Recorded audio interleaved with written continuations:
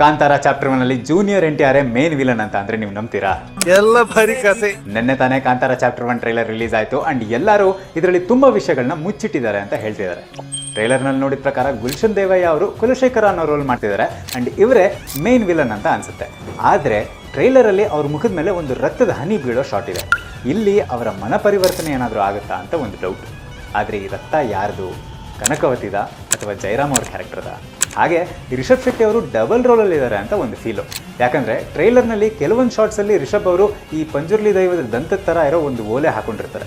ಆದರೆ ಕೆಲವೊಂದು ಶಾರ್ಟ್ಸಲ್ಲಿ ಅದು ಇಲ್ಲ. ಹಾಗೆ ಇನ್ನೂ ಏನು ಸರ್ಪ್ರೈಸ್ ಇರ್ಬೋದು ಅಂತ ಯೋಚನೆ ಮಾಡ್ತಿದ್ದಾಗ ನನಗೆ ಫ್ಲ್ಯಾಶ್ ಆಗಿದ್ದೆ ಈ ಜೂನಿಯರ್ NTR. ಟ್ರೈಲರ್ನಲ್ಲಿ ಪ್ಯಾಲೇಸ್ ಹೊರಗಡೆ ಒಬ್ಬ ಈ ಕಪ್ಪು ಬಟ್ಟೆ ಹಾಕೊಂಡು ಬರೋ ಶಾರ್ಟ್ ಇದೆ. ಆದರೆ ಅದು ಯಾರು ಅಂತ ನಮಗೆ ತೋರಿಸಲ್ಲ. ಅದು ಜೂನಿಯರ್ NTR ಇರ್ಬೋದಾ? ಅವರೇ ಮೇನ್ ವಿಲನ್ ಆಗಿರೋ ಚಾನ್ಸ್ ಏನಾದರೂ ಇದೆಯಾ? ನಿಮಗೆ ನೆನಪಿದ್ರೆ ಜೂನಿಯರ್ NTR ಮತ್ತು ರಿಷಬ್ ಶೆಟ್ಟಿ ಅವರು ಕೊಲ್ಲೂರು ದೇವಸ್ಥಾನಕ್ಕೆ ಜೊತೆಯಾಗಿ ಹೋಗಿದ್ರು.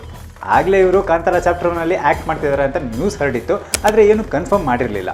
ಸೊ ಈಗ ಟ್ರೈಲರ್ ನೋಡಿದ್ಮೇಲೆ ಅವ್ರು ನಿಜವಾಗ್ಲೂ ಇದರಲ್ಲಿ ಇರ್ಬೋದಾ ಅಂತ ಡೌಟ್ ಬರ್ತಿದೆ. ವಿಲನ್ ಅಲ್ಲದೆ ಹೋದ್ರು ಅಟ್ಲೀಸ್ಟ್ ಒಂದು ಕ್ಯಾಮಿಯೋನಾದರೂ ಇರ್ಬೋದಾ? ಆ್ಯಂಡ್ ಅದನ್ನು ಕಾಂತಾರ ಚಾಪ್ಟರ್ 2 ನಲ್ಲಿ ದೊಡ್ಡ ರೋಲ್ ಆಗಿ ನಮ್ಮ ಶೆಟ್ರ್ ಏನಾದರೂ ಕನ್ವರ್ಟ್ ಮಾಡಿರ್ಬೋದಾ? ನಿಮ್ಗೇನು ಅನಿಸುತ್ತೆ? ಹಾಗೆ ಟ್ರೈಲರ್ನಲ್ಲಿ ನಿಮಗೆ ಬೇರೆ ಏನಾದರೂ ಡೀಟೇಲ್ಸ್ ಕಾಣಿಸ್ತಾ? ಕಮೆಂಟ್ ಮಾಡಿ.